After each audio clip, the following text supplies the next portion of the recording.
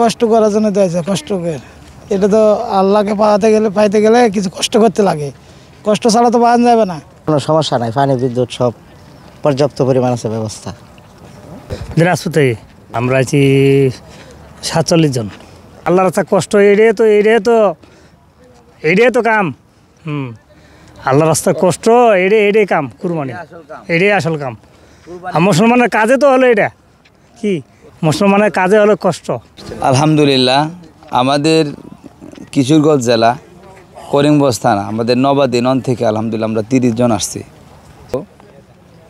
মানুষের মধ্যে কিভাবে আল্লাহর পরিচয় মানুষ পায়, মানুষের সম্পর্ক কিভাবে আল্লাহর সাথে হয়ে যায়, আনেওয়ালা উম্মত কিভাবে দিন পায়, এটা ইজতেমার উদ্দেশ্য।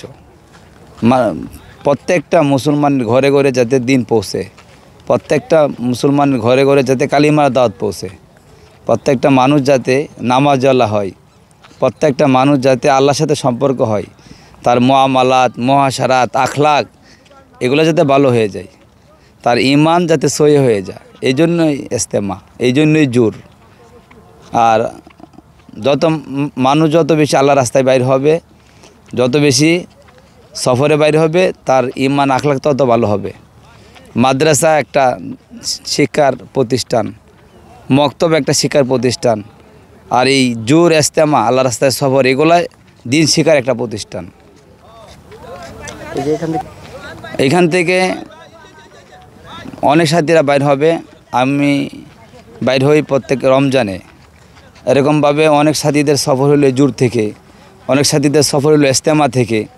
তো 1 বছর পর চিল্লা, আর মাসে 3 দিন আমাদের মোকামি কাজ আছে 5টা, মাসওয়ারা তালিম, আর 1 ঘন্টা মেহনত, মাসে 3 দিন নিজ মহল্লায় গাছতো, অপর মহল্লায় গাছতো।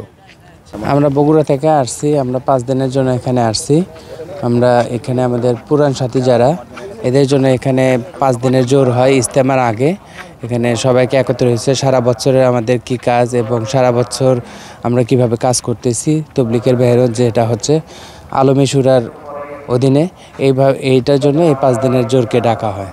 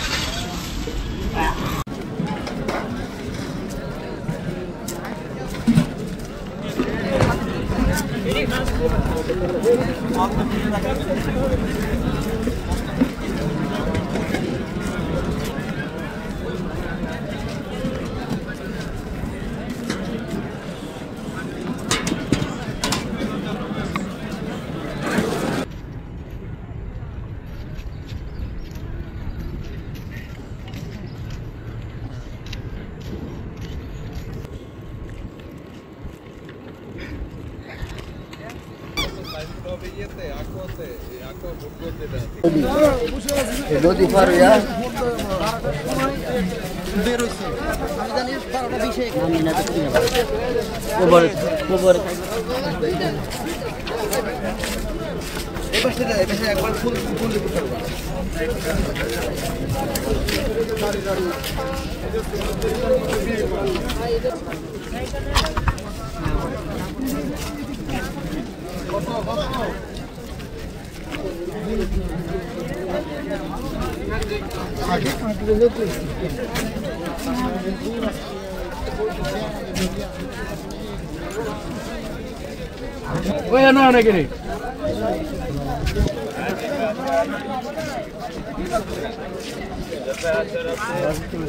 কোন কালার